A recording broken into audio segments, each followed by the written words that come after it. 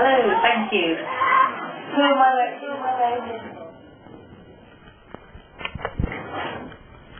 Thank you. Oh, right. Oh, thank you. Oh, brilliant. I used to teach with deaf school and I always had to go to the exact thing. I promise not to cough. Because I know you have to make yourself. Right, hello. Yes, I've got people here who I normally like to sit on my table, but I'll be taking you out if I do that. So yeah. Now I feel like I should be selling or something. I'll be demonstrating some nice noodle dishes. Right. It's disappointing it doesn't say here, but I was very excited to see a sign downstairs saying Erin Hunter is here in person. What? As opposed to in costume? In cat? No, I'm afraid I'm just a person, don't be disappointed. And I'm always a little bit smaller than people expect.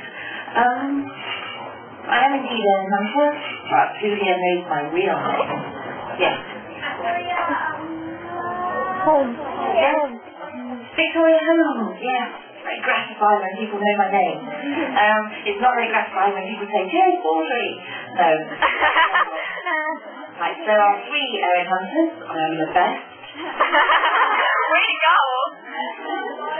And the other 2 are tied up at home. No, they're not. They are actually. No, they're not. The reason I get to come on tour, because having the biggest mouth and the best wardrobe, is because the series is mine. Not a lot of people know this. It was a fairly closely guarded secret because publishers thought that you would all freak out at the thought of someone interfering with the 2 writers. But actually, I write all the books.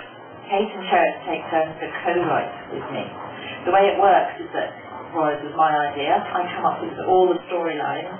I probably write more than half of each book. But in order to write the book fast enough, you greedy lot. Honestly, J.K. Rowling gets 2 years to write one book. I think I was lied when I did that. I needed someone to help me write them.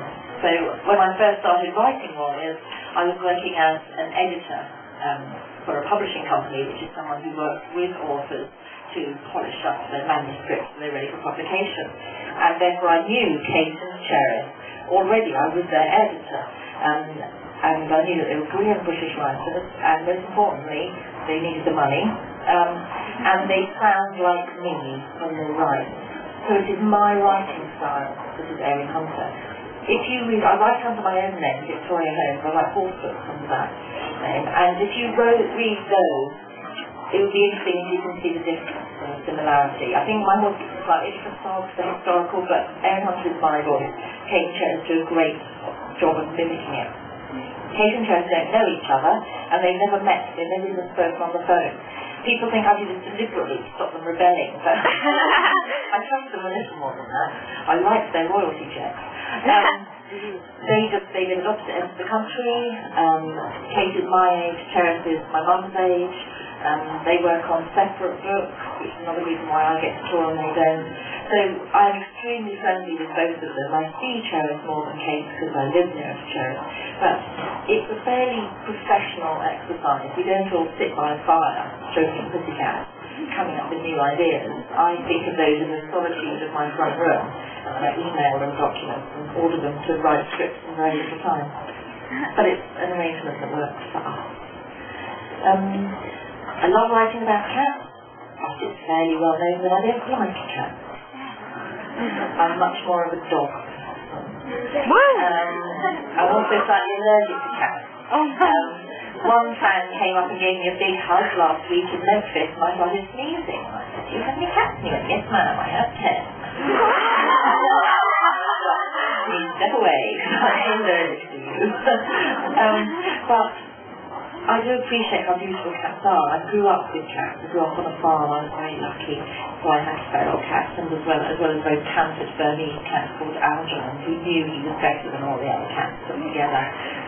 So I know about cats, but I love the world that they inhabit. And also it's very easy to write about cats because they're so mysterious. You can totally imagine them going off and having secret lives and very well organised societies and religion and politics and doomed romance. And so it's a real honour to be able to get involved in their world. And it's an even bigger honour to sell 5 million copies and to be number one all the time and to be able to meet so many fans. So it's really, nobody sets out being a writer in order to become famous. I certainly didn't. So it's all a little bit unnerving, really. I hate being centre of attention.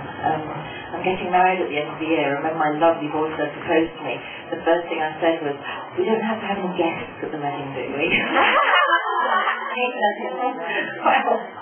So he's taught me into having an immediate family, but that's all. And I would be terrified.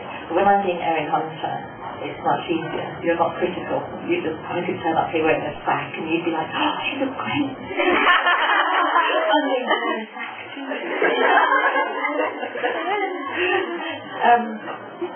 So I've been on tour for my third week of touring. I was in the US until Sunday night. It was a fantastic time. If you read my diary on warriorcats.com, you'll hear all about it. Now, has anybody here read the diary on warriorcats.com?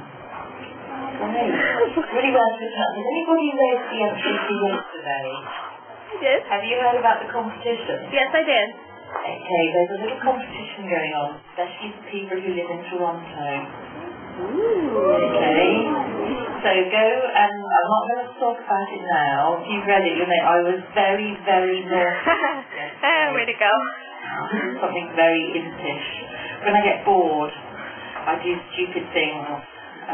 Memorably, before I come out to an event, they always shut me in a cupboard so that you lot don't stampede me up with you. And I got shut, that was my first tour, and literally I was shut in a cupboard in my purse. I was sitting in the dark on a box of books thinking, this is ridiculous.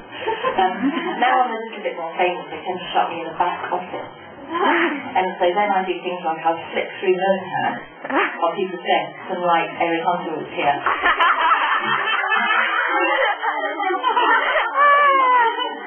Or I empty statements, that sort of thing. But obviously got out, then I was a vandal. So I was shut in a completely empty room with nothing to fiddle with. And they even took my bag away, so I didn't have any pens to write with.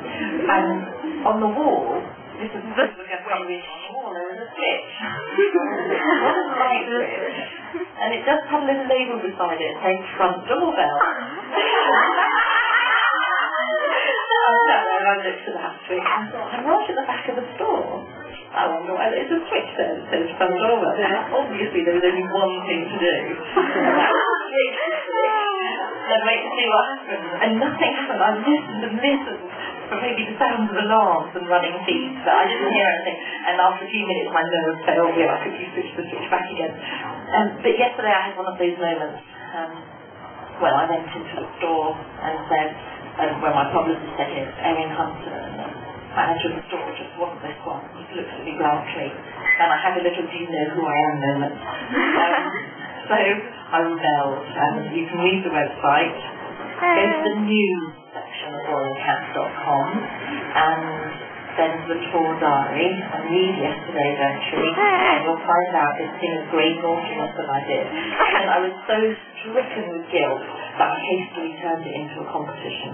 Okay, and the prize is an advanced copy of the first book of Seekers. Oh my gosh. Right, let's do questions and answers, because you listen to me rambling enough. Yes?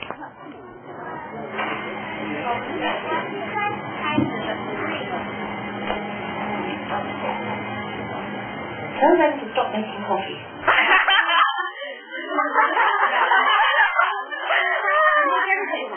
Yes. Yes, you have.